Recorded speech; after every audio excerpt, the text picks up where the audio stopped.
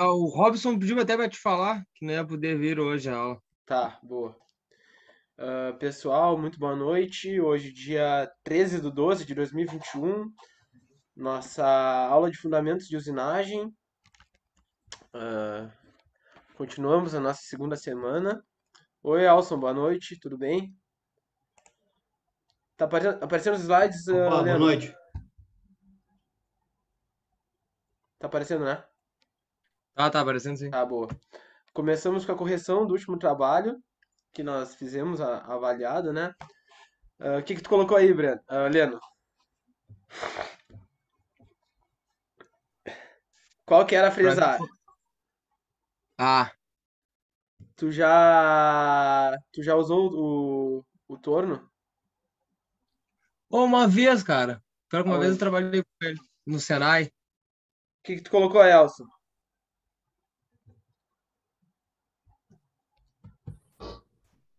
Boa noite. Boa noite, Edson. Ah, tá dizendo a fresar, tu falou? É, Ah, eu botei a B. é a ver, né?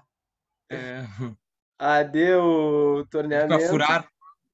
A, furar e a C, alargar. Tudo bem, Edson?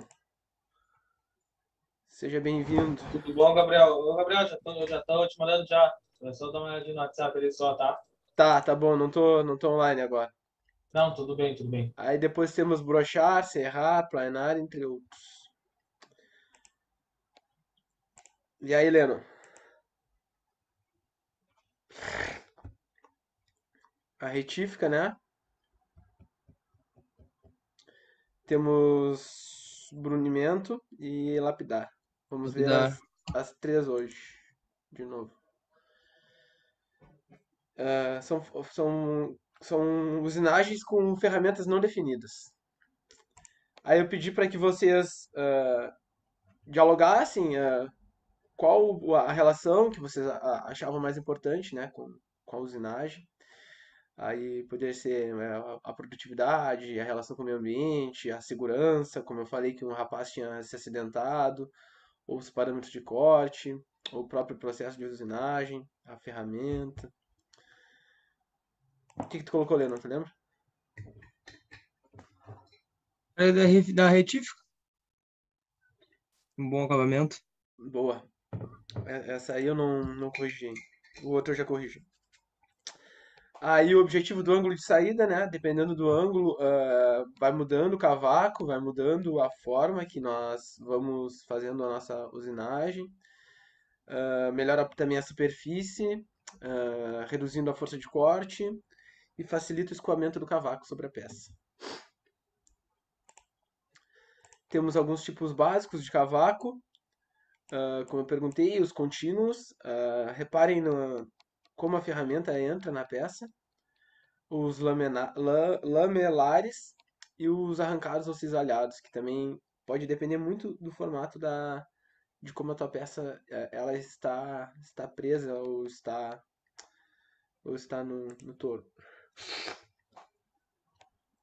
Perguntei quais eram os favoráveis à classificação dos cavacos, hélice curta, com hélice espiral ou espiral.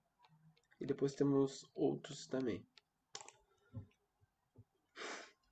O que você entende por desgaste da ferramenta? Foi uma pergunta bem pessoal, assim. A relação do calor, a relação do cavaco ali, né? Ou usar muito a ferramenta, não realizar uma manutenção adequada.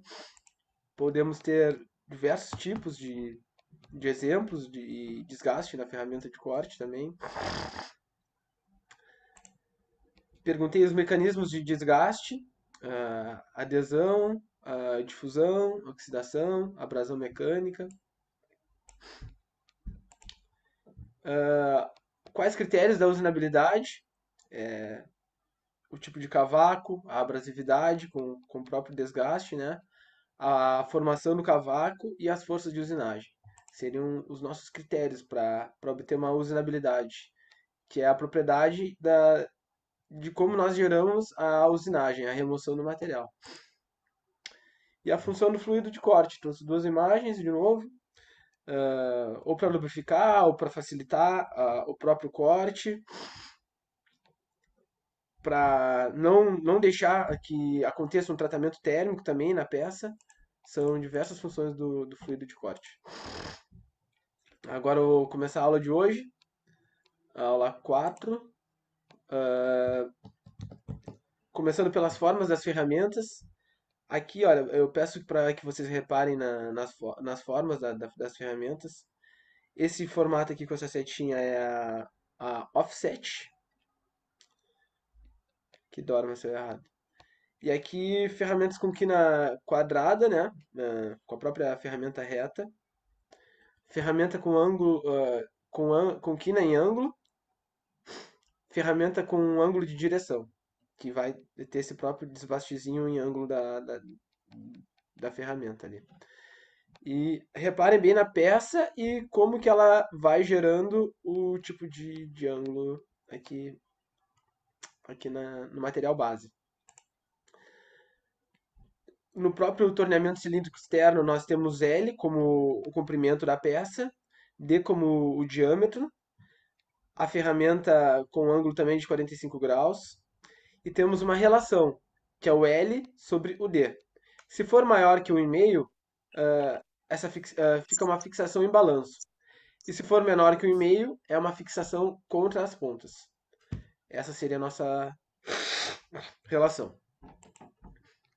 Também podemos realizar a usinagem interna no torneamento cilíndrico interno, né, com a ferramenta. E agora eu vou mostrar para vocês uma usinagem interna.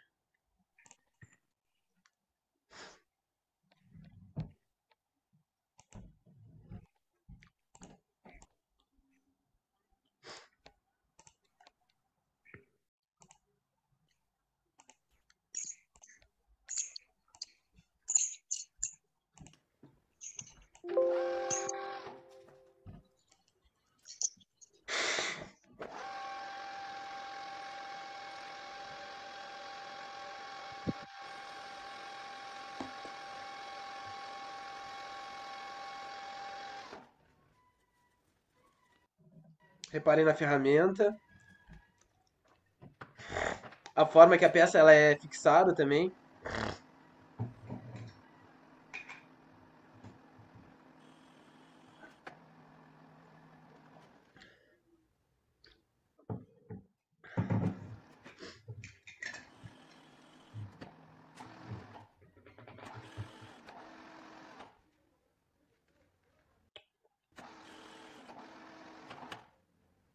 Fazendo uma rosca interna.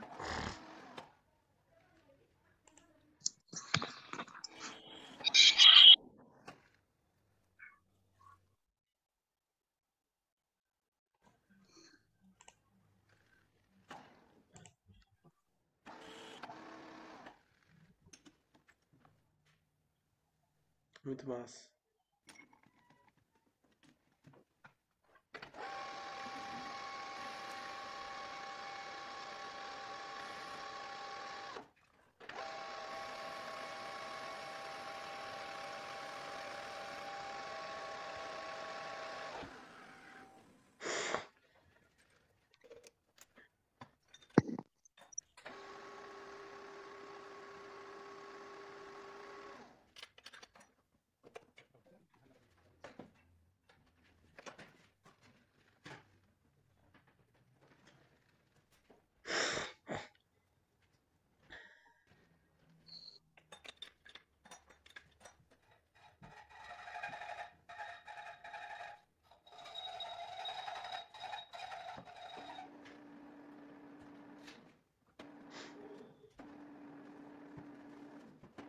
E ali a própria retífica da peça, né? Com material de apoio.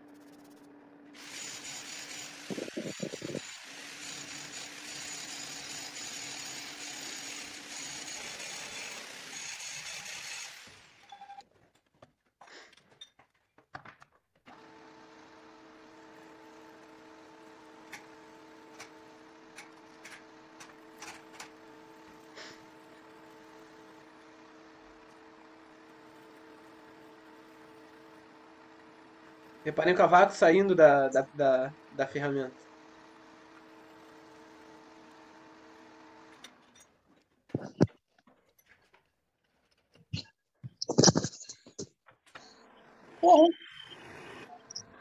Vamos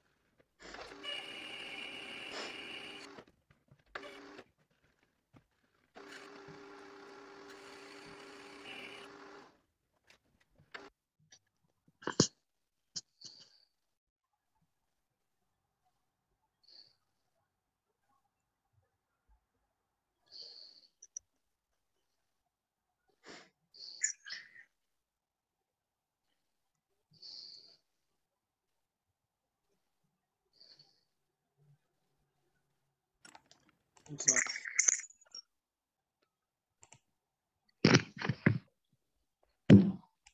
E aí, Rodrigo? Boa noite, professor. Boa noite, seja bem-vindo. Videozinho 2. Também continuando a parte de torneamento interno. Torneamento cônico. Tá aparecendo o A gente vídeo? faz, a gente vai fazer manualmente, realizando a inclinação do carro superior, né? Então a gente já viu, semelhante ao método de torneamento externo, né? Folga.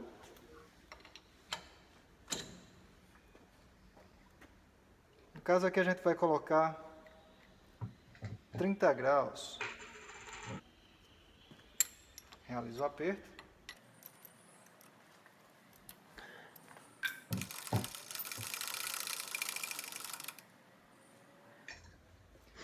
Vou alinhar a ferramenta, né? Folgo aqui e alinho. E a gente vai fazer o movimento através do carro superior. Então vamos lá. Tudo bem?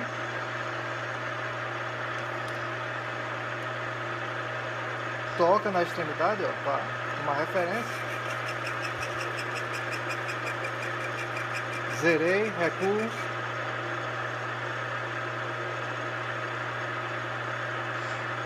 Tirar 5, 0,5, mais 0,5.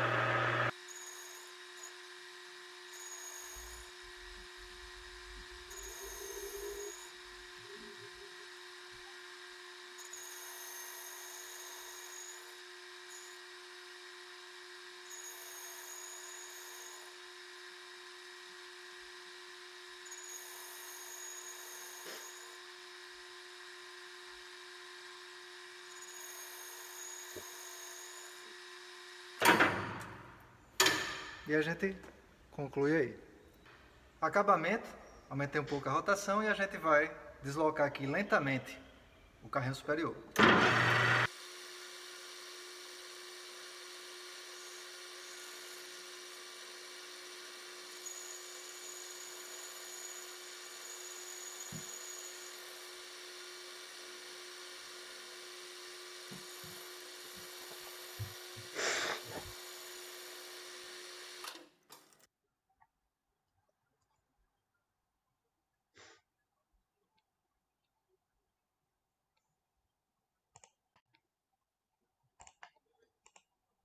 É Gabriel, boa noite. Fala, boa noite, Gabriel. Seja bem-vindo.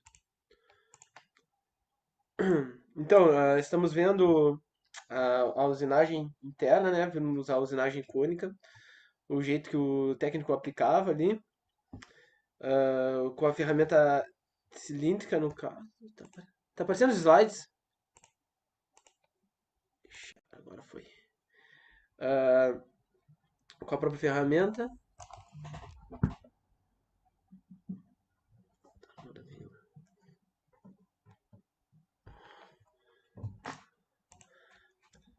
Aí depois nós temos algumas relações que definem a escolha de um torno, como por exemplo a qualidade superficial.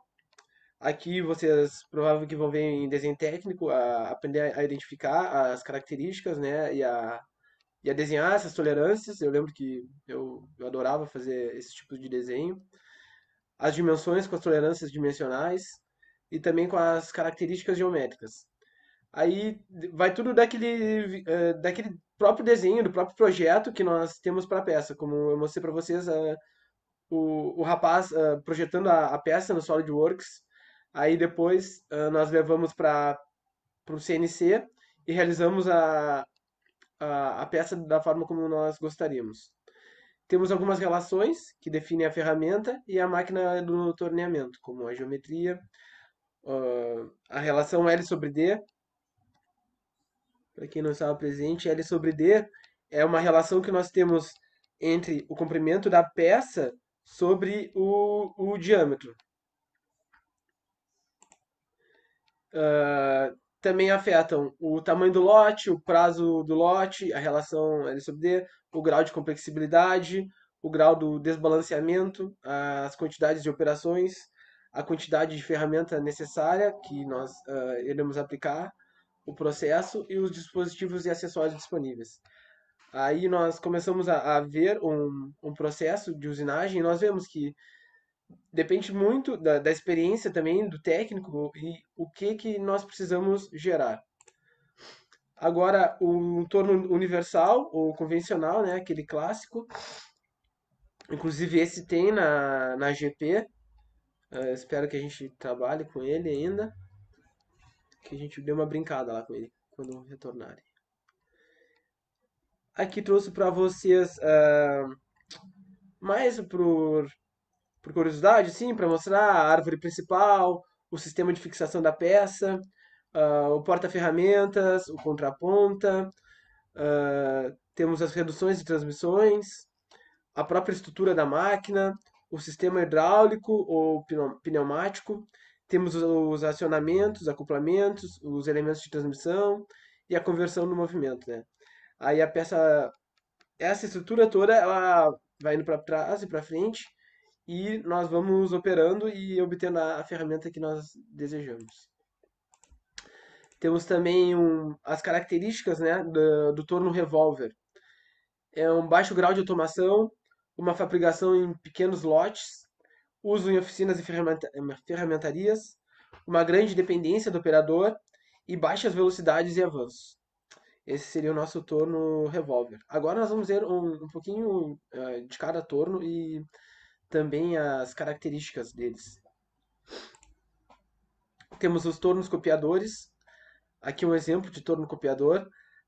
Tu bota o molde, ele é muito utilizado em madeiras e ele realiza uma cópia do que está no próprio molde ali.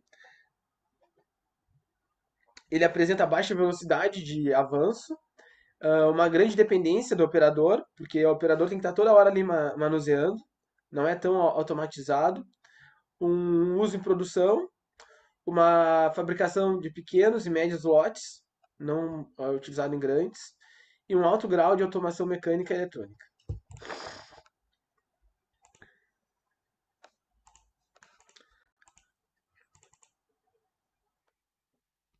Vou mostrar para vocês um torno copiador agora.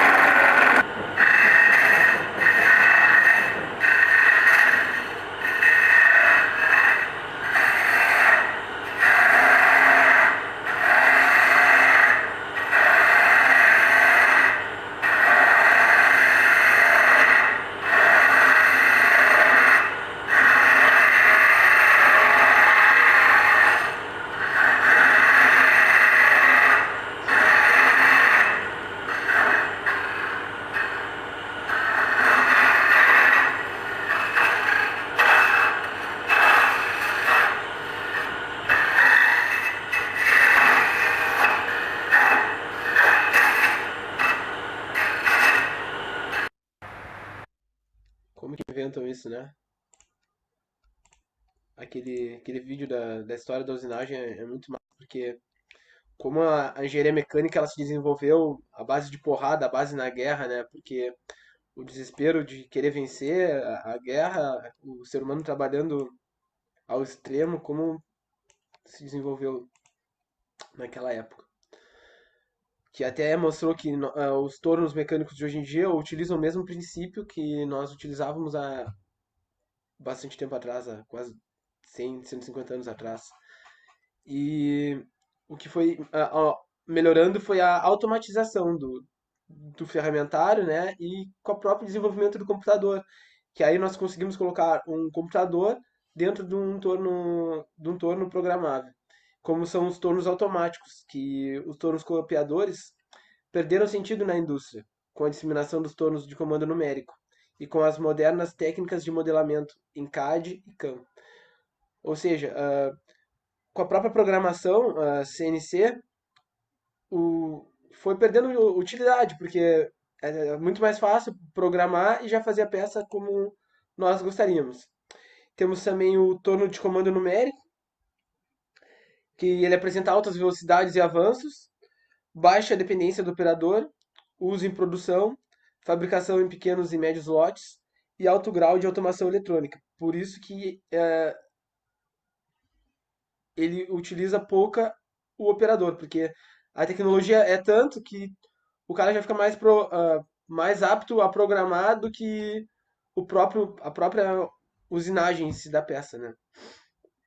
Acho bem interessante essa parte. Temos também os tornos de ultra precisão. Vou dar uma ampliada aqui para vocês verem. Bem robusto. Vimos também naquele vídeo, né? Tinha alguns tornos desses chegavam a $1 milhão. E tinha uma empresa lá nos Estados Unidos que que comandava a maior parte de construção.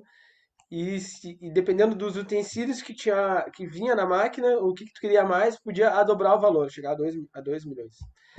Então, os tornos de ultra precisão, eles apresentam velocidades e avanços muito baixas, apresentam um uso especial, porque não é para qualquer um, né, saber usinar e programar. Tem baixa dependência do operador, tem uma fabricação de peças especiais, ou seja, peças únicas, ou alguma peça que queira utilizar na indústria, algum componente mecânico. É uma fabricação em pequenos e médios lotes e apresenta também um alto grau de automação. Aqui um exemplo de placa de 3 castanhas autocentrantes, como que prende a peça ali, né? E temos um exemplo de fixação entre as pontas. Aqui, ó. 4 para mostrar isso para vocês.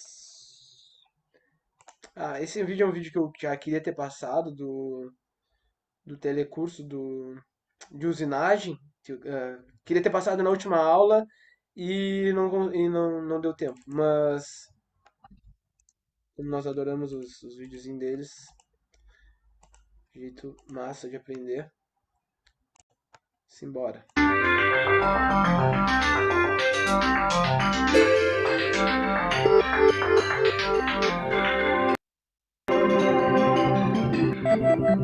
Essas peças aqui foram fabricadas com a ajuda de uma máquina-ferramenta. E essa máquina-ferramenta é uma das mais usadas em vários setores da indústria. Na teleaula de hoje, a gente começa a estudar mais um processo de fabricação, o torneamento. Na teleaula de hoje, você vai entender o que é torneamento, vai conhecer o torno, vai conhecer alguns de seus acessórios e vai estudar algumas de suas operações básicas.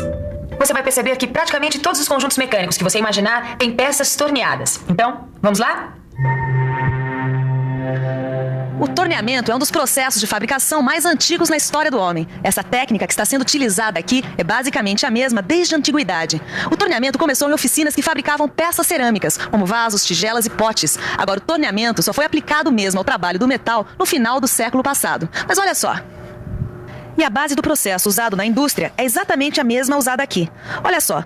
Assim como na indústria mecânica, o torneamento mecânico consiste em ir dando forma à peça enquanto ela gira sobre seu próprio eixo. Caio e Tito, sempre que vocês estiverem fazendo um torneamento, vocês vão estar fazendo isso aí. Vocês têm uma peça que gira em torno do seu próprio eixo e uma ferramenta que vai desbastando essa peça, dando a ela a forma que vocês precisam. Agora, existem umas dicas fundamentais para que se consiga tornear uma peça. Bom, uma coisa eu tenho certeza. Aquela ponta ali que corta a peça tem que ser feita de um material mais duro do que o material da peça que vai ser cortada. É verdade. Muito bem, Caio. Essa é uma das condições para que exista a usinagem. Agora, aquilo que você chamou de ponta é uma ferramenta de corte. E é claro que ela deve ser feita com material mais duro que o material da peça. Mas, Silva, peraí, você falou em usinagem. O torneamento é uma espécie de usinagem? É sim, por isso que essa história da ferramenta de corte é muito importante. Como em qualquer processo de usinagem, o torneamento, consiste na retirada progressiva do cavaco. Vejam, a ferramenta de corte tem que estar bem presa ao porta-ferramenta para que a força necessária para a retirada do cavaco possa ser feita sobre a peça. Só assim a gente tem um corte contínuo e regular. Mas, Silva, para que a retirada do cavaco aconteça, você precisa de movimento. É isso mesmo, Caio. Na verdade, você precisa de 3 movimentos. O primeiro movimento é o principal do torno. É o movimento de corte, que é o movimento rotativo realizado pela peça. O segundo movimento é o movimento de avanço, que, como o nome já indica, se refere ao deslocamento da ferramenta de corte ao longo da peça. Finalmente, aí está o movimento de penetração, que é o que determina a profundidade do corte. Nesse movimento, a ferramenta é empurrada contra a peça, regulando a profundidade do passe e a espessura do cavaco. É isso aí. Você viu como é simples? Se você fizer essa mesma operação variando apenas a amplitude dos movimentos ou a posição e o formato da ferramenta de corte, dá para fazer inúmeras peças diferentes. Por exemplo, peças cilíndricas torneadas externamente, como essa aqui, ou peças cilíndricas torneadas internamente. Peças com superfícies cilíndricas cônicas externas, ou como essa aqui, peças com superfícies cilíndricas cônicas internas. E ainda, peças com superfícies roscadas externas ou internas. O torno é mesmo versátil, hein? Além de todos esses tipos de peças, se a gente usar ferramentas de corte diferentes, ele pode ser usado com outras funções, como por exemplo, alargar e furar. Basta trocar a ferramenta de corte. Vamos aproveitar para conhecer de perto algumas delas? Essas ferramentas são acopladas ao porta-ferramentas e elas são responsáveis pela retirada do cavaco e às vezes até pelo acabamento da peça. Bom, existem vários tipos. Cada uma delas desbasta a peça de uma maneira determinada, obedecendo os critérios de fabricação da peça. Por exemplo, essa aqui é uma ferramenta de sangrar. Essas duas servem para facear. E essa aqui é usada para abrir roscas.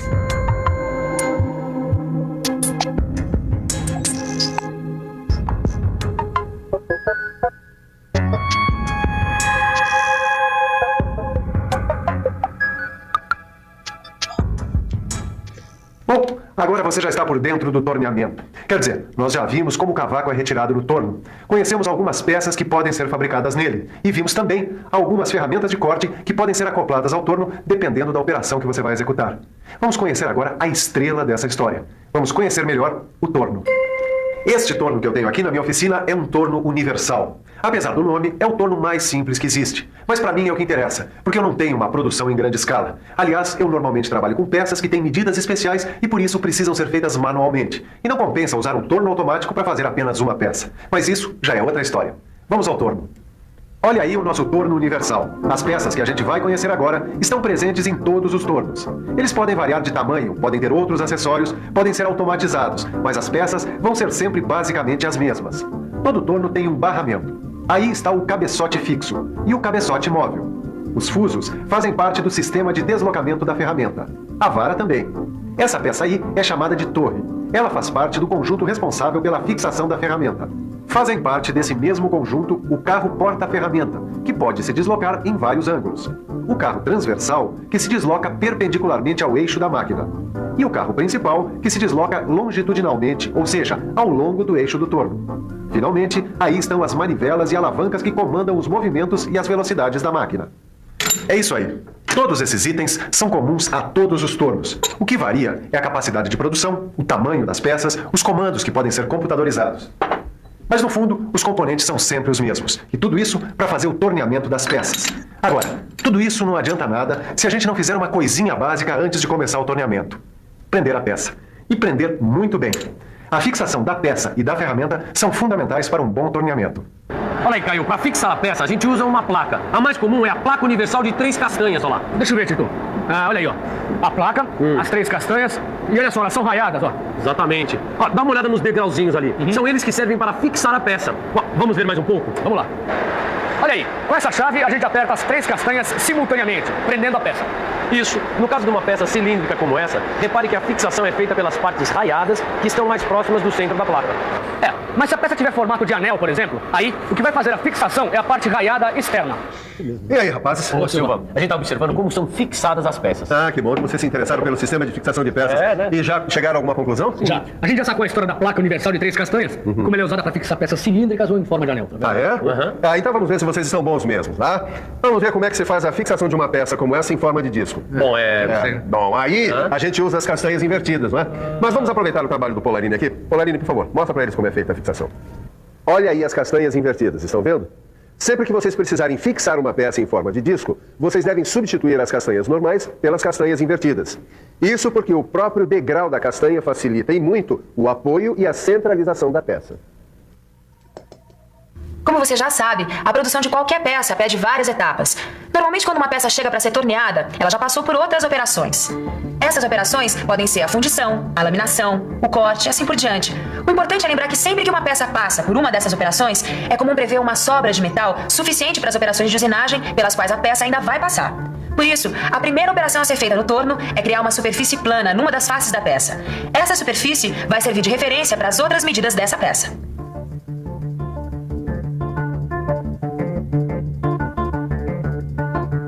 Essa operação, que é sempre a primeira coisa que a gente faz na peça que vai ser torneada, chama-se faceamento. Mas o que será exatamente esse faceamento?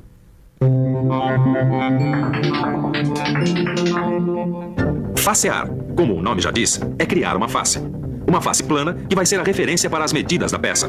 Vamos imaginar que a peça a ser fabricada tenha um rebaixo externo. O comprimento desse rebaixo vai ser medido a partir da face criada na operação de faceamento. E eu já ia esquecendo os óculos. Esse é um item que a gente não deve esquecer nunca. A segurança. Sempre que você for operar um torno, use equipamento de segurança individual. É importante usar sapatos adequados, roupas adequadas e, em alguns casos, deve-se usar também uma rede para proteger o cabelo. E, é claro, os óculos. Ah, antes que eu me esqueça. Toda vez que você for operar um torno, tire todos os anéis, pulseiras, correntes e relógio que estiver usando, porque eles podem se prender nas partes móveis da máquina.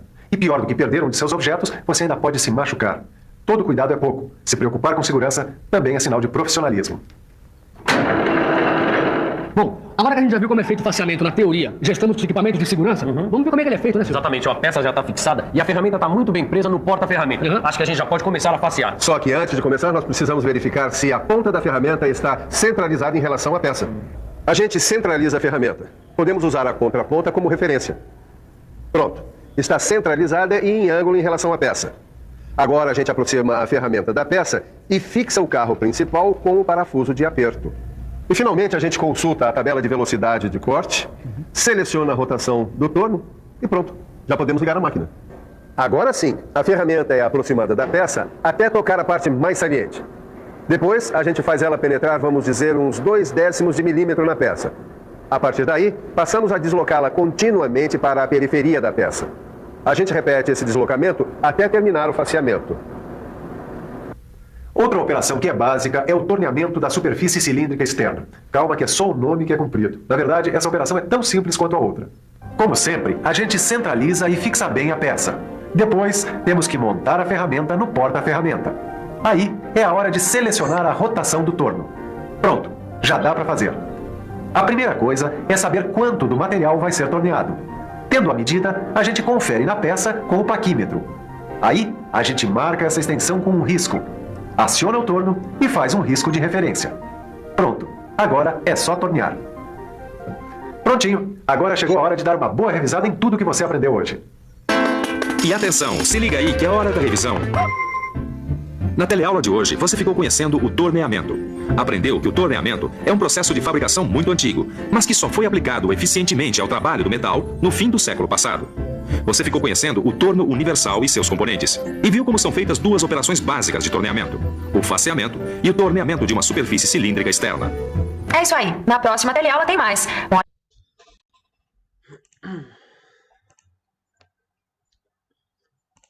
Muito show.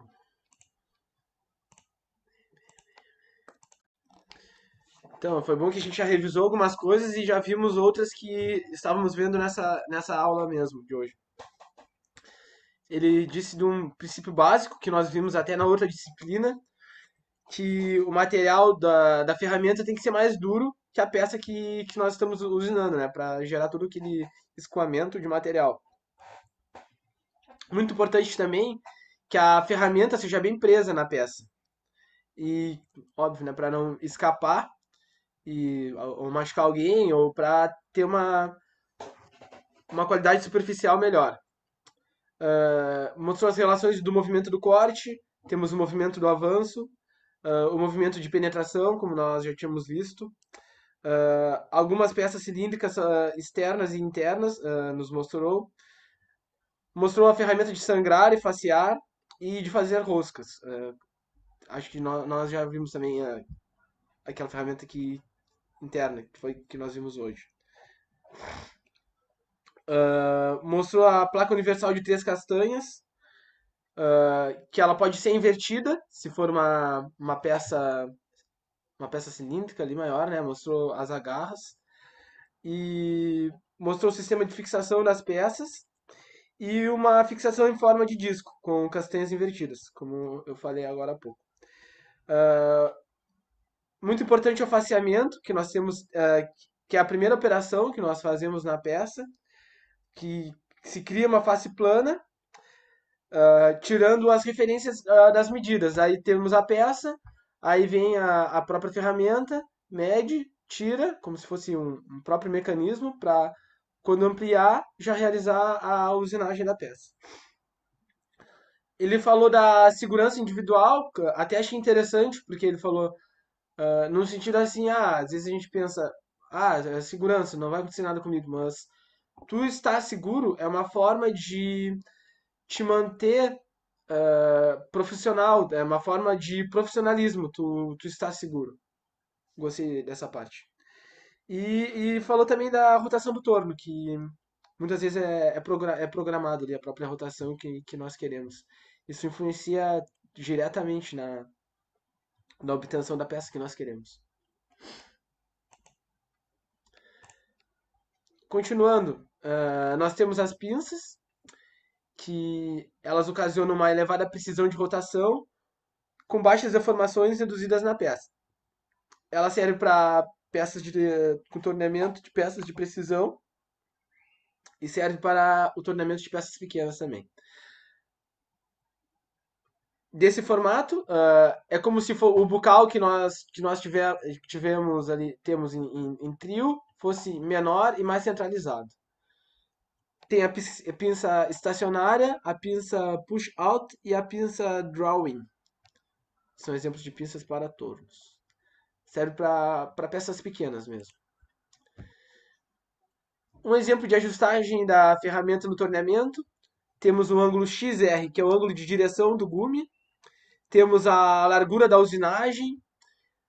Aqui o próprio XR de novo. E conforme nós vamos mudando a própria amplitude da ferramenta, tem-se um ajuste do ângulo da posição, né? Isso influencia diretamente no nosso corte e na saída do cavaco. Achei interessante essa imagem também. Trouxe para vocês o fresamento, foi até caiu uma questão, né, uma imagem na nossa última avaliação, que é o próprio desbaste que vai fazendo na peça. Temos a direção de avanço, temos o corpo da ferramenta, a face, o gume principal, o gume secundário, o flanco principal, o flanco secundário, o primeiro flanco principal e o segundo flanco principal. Todas aquelas geometrias que nós tínhamos na ferramenta do torneamento, né, nós temos também para a fresa. Tem toda uma ciência por trás dela. Podemos realizar o fresamento em 3D, o fresamento frontal, o fresamento de topo. Eu trabalhei muito com fresamento em madeira, no estaleiro, quando eu trabalhava no CCMAR ali. Estaleiro da FURG, que faz algumas embarcações. Tem o fresamento frontal e o fresamento periférico.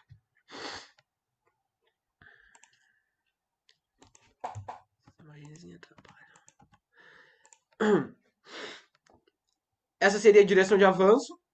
Aqui em vermelhinho, achei interessante porque demonstra o próprio calor que vai gerando na usinagem, na retirada da peça. A peça parada, a ferramenta em movimento ou a peça em movimento. E temos também o fresamento concordante e discordante.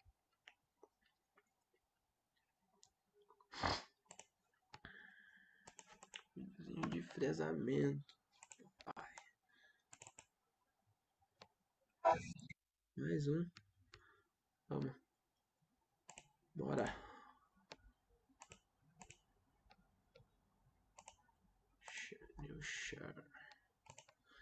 Agora, mais uma do 2000, só que agora de fresamento.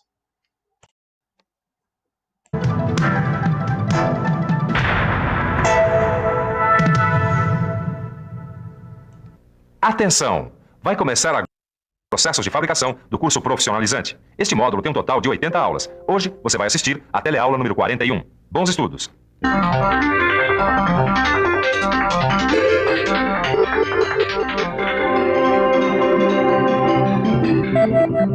Como vocês podem ver, as peças apresentam formas variadas e isso poderia dificultar o processo de usinagem. Só que com a máquina fresadora, suas ferramentas e dispositivos especiais, é possível usinar praticamente qualquer peça e superfície de todos os tipos e formatos. Isso é o que você vai ver na teleaula de hoje. Na teleaula de hoje você vai ver o que é fresagem, vai conhecer as máquinas fresadoras e aprender a escolher a melhor fresa para cada operação. A partir desta teleaula, você vai conhecer as diversas operações de fresagem que podem ser executadas com a máquina fresadora. Então fique atento, porque a teleaula de hoje está começando.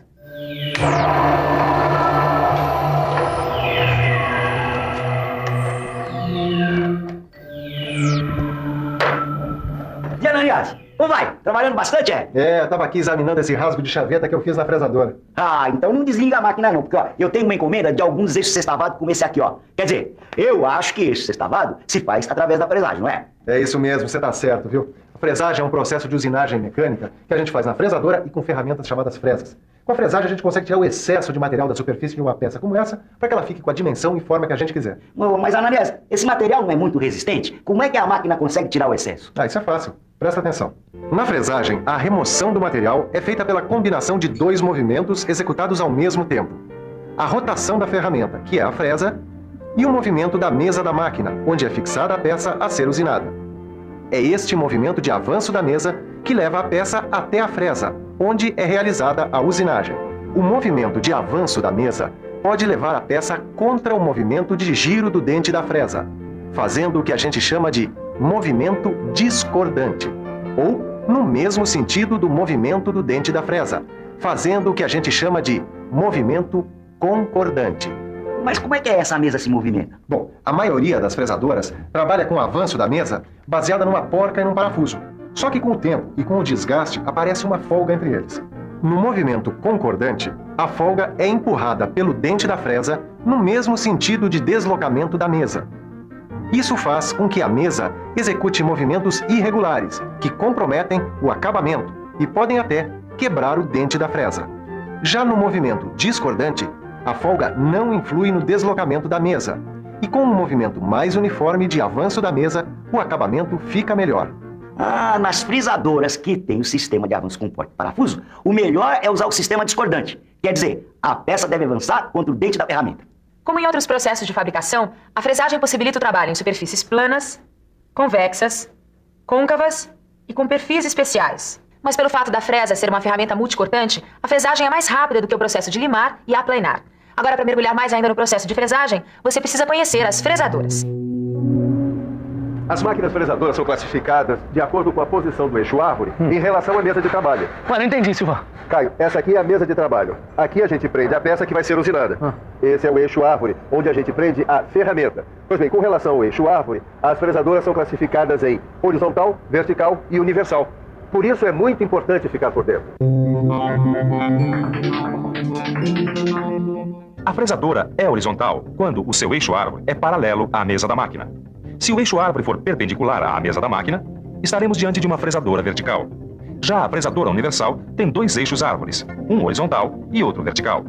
O vertical fica no cabeçote, na parte superior da máquina. O eixo horizontal fica no corpo da máquina.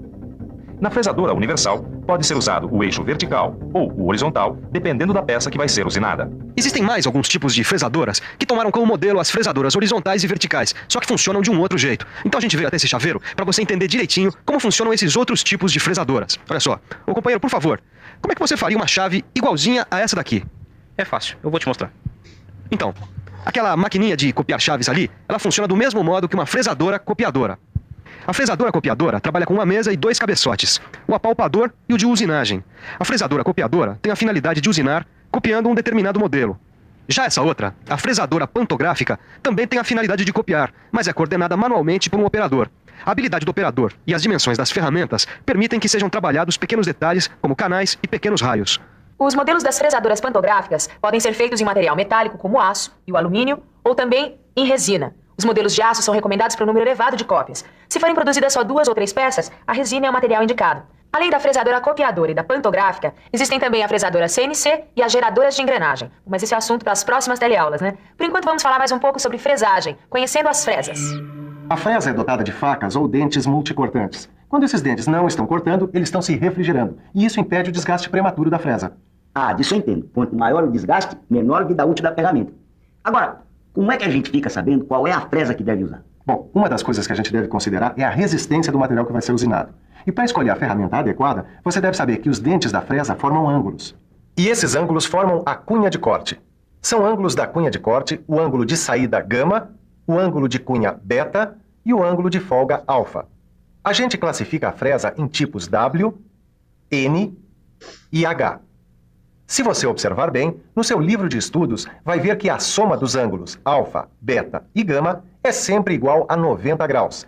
E vai perceber que a abertura dos ângulos sofre variações, mas o valor do ângulo de cunha é sempre crescente. Muito bem, Caio. Acho que agora já dá então para você saber que fresa a gente deve usar a cada situação. Bom, depende do material que vai ser usinado. Vamos pensar um pouco? Deixa eu ver. A fresa tipo W tem um ângulo de cunha menor, por isso é menos resistente. Ela é usada na usinagem de materiais não ferrosos, como o alumínio, o bronze e o plástico. Por causa do ângulo maior, a fresa tipo N é mais resistente e é usada para usinar materiais de média dureza, como o aço com até 700 newtons por milímetro quadrado de resistência à tração. Já a fresa tipo H, mais resistente do que as outras, é usada para usinar materiais duros e quebradiços, como o aço com mais de 700 newtons por milímetro quadrado de resistência à tração. Ô Silva, diz uma coisa. Por que algumas fresas têm mais dentes que outras? É por causa da dureza do material que vai ser usinado. Se você for fresar uma peça de aço que é mais duro do que outros materiais, menor volume de material vai ser cortado por dente. Logo, cavacos menores serão produzidos e menos espaço para a saída do material será necessário. A gente tem que se preocupar também com a aplicação que vai dar a fresa. Como assim? A gente escolhe a fresa de acordo com o tipo de usinagem que a gente pretende fazer no material. Nos eixos com sextavado que você vai fazer para mim, qual é a fresa que você vai usar? Bom, para os seus eixos com sextavados, eu vou usar essa fresa aqui, uma fresa plana. As fresas planas são usadas para abrir canais, usinar superfícies planas e muitas outras operações. Bom, Silva, eu não vejo a hora de conhecer os outros tipos de fresa. Muito bem, então vamos começar vendo as fresas de perfil constante. As fresas de perfil constante são usadas para abrir rasgos, usinar superfícies côncavas e convexas e gerar dentes de engrenagens. Existem também as fresas angulares. As fresas angulares são usadas para usinar perfis em ângulos, como rasgos prismáticos e encaixes rabo de andorinha. Tem ainda as fresas para rasgos que, como o nome diz, são usadas para fazer rasgos de chavetas, ranhuras retas ou perfil T, como as das mesas de fresadoras e de furadeiras. E não podemos esquecer das fresas de dentes postiços e das fresas para desbaste. As fresas de dentes postiços são chamadas de cabeçote de fresamento. Os dentes são pastilhas de metal duro. As pastilhas têm a vantagem de serem substituídas quando desgastadas. As fresas para desbaste são usadas para o desbaste de grande quantidade de material. Os dentes seccionados desse tipo de fresa facilitam a usinagem. Quantas fresas, hein, Silva? Olha, eu acho que eu não vou conseguir lembrar de tudo isso aí não, viu? Calma, rapaz. É para isso que existe a revisão. E atenção, se liga aí que é a hora da revisão. Na teleaula de hoje, você conheceu a fresagem. Conheceu alguns tipos de fresadoras, como a fresadora universal. Viu como escolher a fresa adequada para cada tipo de usinagem. E, finalmente, viu a aplicação de alguns tipos de fresas. Então, deu para conhecer um pouco da fresagem? Pois você ainda vai ver muito mais. Mas por enquanto, dê uma olhada no seu livro de estudos e resolva os exercícios. Dormiram?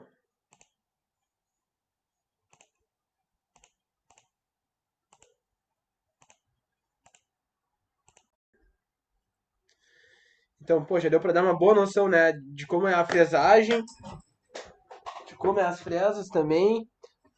Achei bem interessante que ele falou a relação de cada dente e a quantidade dos dentes está intimamente com a dureza do material. Então, mais dentes se o material for mais duro e o contrário, se for menos dúctil, menos duro, menos dentes. Achei isso bem interessante. Dependendo da fresa, pode ser alfa, beta ou gama, né? Com essa própria relação de dureza. Algumas fazem o rasgo de chaveta, tem um movimento discordante, como eu mostrei aqui, que é quando a peça avança contra o dente da ferramenta, e tem um movimento concordante, que seria o contrário. E aqui foi a mesma coisa que ele falou. Para evitar vibrações do sistema, os cabeçotes são providos de uma divisão não regular dos dentes. E também nós temos a própria fresa que ela faz em ângulo o corte no material. Achei bem legal.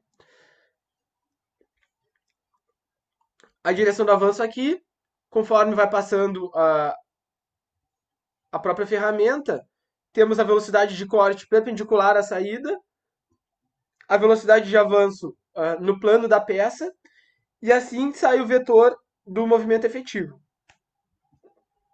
Achei interessante também que conforme a peça vai passando, o calor ele vai se resfriando conforme gira. Então ele atacou aqui, aí ele vai demorar a atacar de novo. Enquanto isso, vai refrigerando a própria ferramenta. Depois ele passa aqui, aí refrigera e o desgaste é menor. Não é aquela coisa que está sempre atacando a ferramenta. Esse seria o fresamento tangencial. Alguma dúvida? Temos aqui um exemplo de fresa, espinha de peixe, com dentes retos, alta solicitação dinâmica. Apresenta também algumas formas com dentes helicoidais, com menor solicitação dinâmica, que é a diferença dos dentes retos que tem uma alta solicitação. Isso proporcional ao auxílio da diferença dos eixos, né, que faz o desgaste ser menor. Já é projetado desse jeito. Tem até um projeto no SolidWorks para fazer esse tipo de dente helicoidal da fresa. Também apresenta a fresa de espinha de peixe com a eliminação das solicitações axiais. E aqui um exemplinho. Vou mostrar para vocês também. Aqui uma fresa combinada, de topo mais tangencial, com obtenção dos cantos vivos. Fresas combinadas.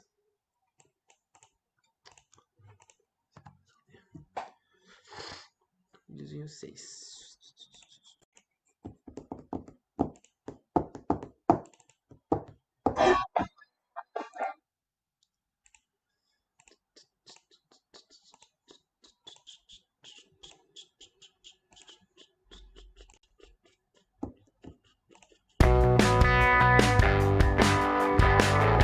Apareceu o vídeo.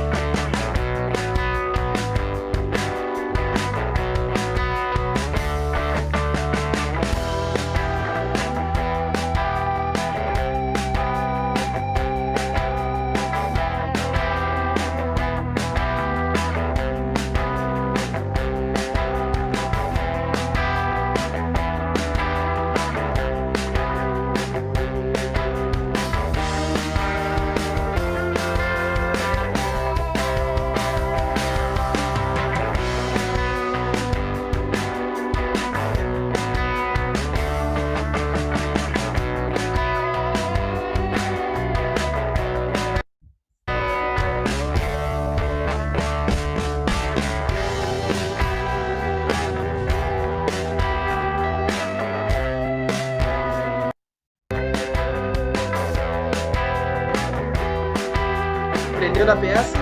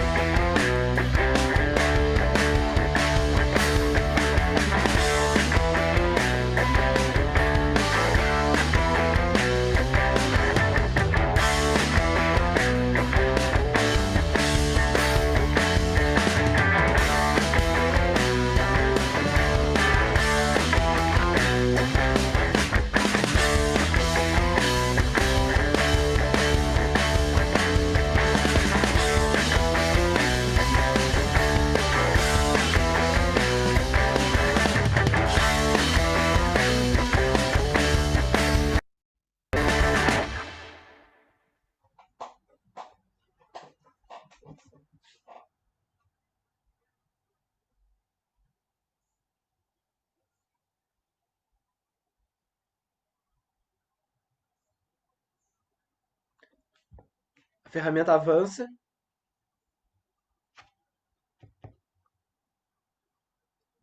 Realiza o rebaixamento final.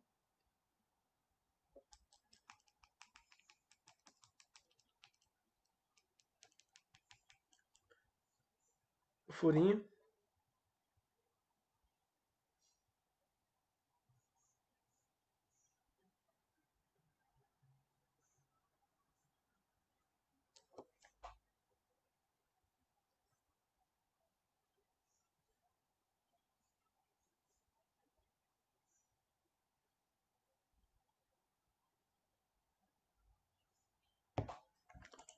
Bueno. Dá até vontade.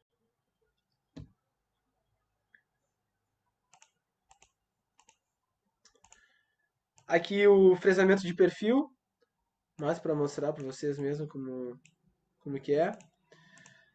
Temos os tipos de fresa, fresa para ranhuras com cone Morse, fresa de topo com haste cilíndrica, corte à direita com hélice direita também, esse tipo. Imagine ali a própria fresa em rotação. Imagine as pontas dela retirando o material, como nós vimos no vídeo agora. Temos também a fresa de topo com cone Morse, corte à direita com hélice esquerda. Temos a fresa de topo semisférico com haste cilíndrica, com corte à direita com hélice à direita.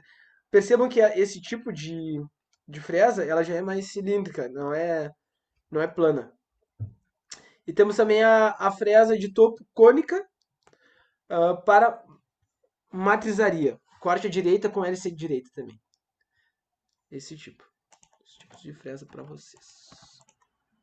Fica bem organizado no material. Aqui já a imagem, né, real da fresa. O tipo de hélice. A N, H e W. No vídeo ali, por ser mais antigo, talvez a norma mudou, ele falou em alfa, beta e H. Aqui N, H e W. Usinagem de materiais com resistência e dureza normais. O H, usinagem de metais duros, tenazes duros e ou cavacos curtos. E W, usinagem de materiais moles, tenazes e ou cavacos longos. Percebam a ponta da ferramenta, né? E conforme vai mudando, vai tendo um diferente cavaco. Aqui, no grupo N, para perfil plano, com o grupo H, também vai sendo diferente. E também uma própria ondulação nós podemos ter no próprio material. Isso tudo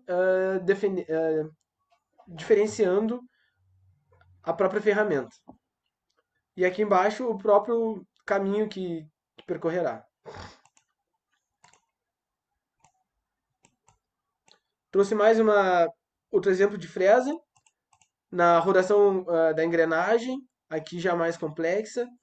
Uma vista lateral direita dela. Um exemplo de fresas de geração. Até nós vimos no vídeo que ele gerou um tipo de material, parecia assim, o acabamento, com esse tipo de fresa. Temos as superfícies planas, para esse tipo de material, né?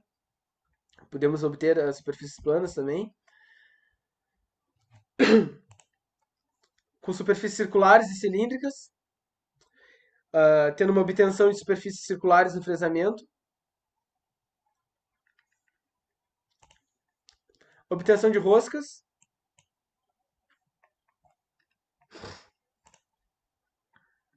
Mais um videozinho.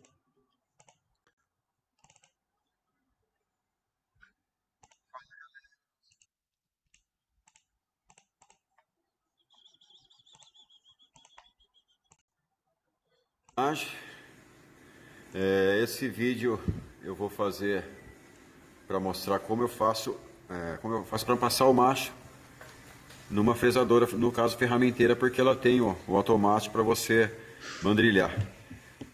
Mas se você tiver uma com inversão de rotação, dá para você fazer o processo. Tem que trabalhar com baixa rotação, aí já está feito o furo. Eu vou passar um macho de meia e eu teria que fazer na mão, né? E são 40 peças, então fica meio complicado, não dá produção e cansativo. Aqui no caso vai me dar produção sem cansaço. Eu vou passar o macho número 1 primeiro, depois eu posso passar direto o 3 ou o 2 já vai estar calibrado. Mas o intuito desse vídeo é só para mostrar como eu faço. Com certeza tem muitos que já fazem, que tem a fresadora, mas se eu puder ajudar aí alguém com mais uma dica, vai a dica para você. Dá o início. Se ela patinar, você inverte a rotação como se estivesse passando na mão. No caso, ela está indo bem. Inverteu a rotação, ela volta sozinha.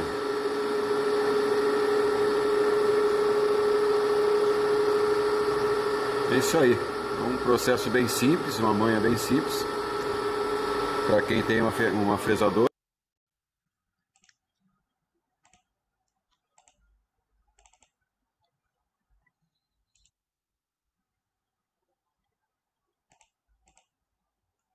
Saideira de hoje.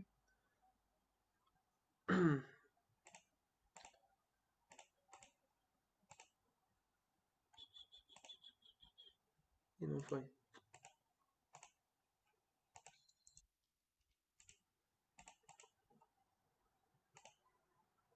Que deu. Uma rosca na fresadora.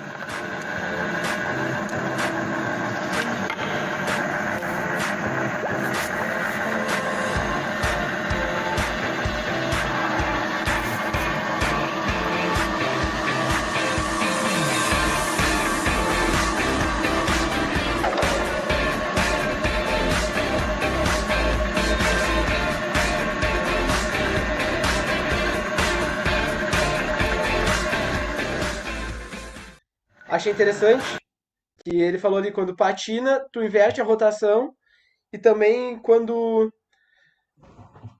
ela trava, só solta que a própria rotação volta o material para a parte original. Dei uma tocadinha agora no final da aula para ver se fechava. Superfícies planas, cópia de superfícies. Fechei a aula de hoje.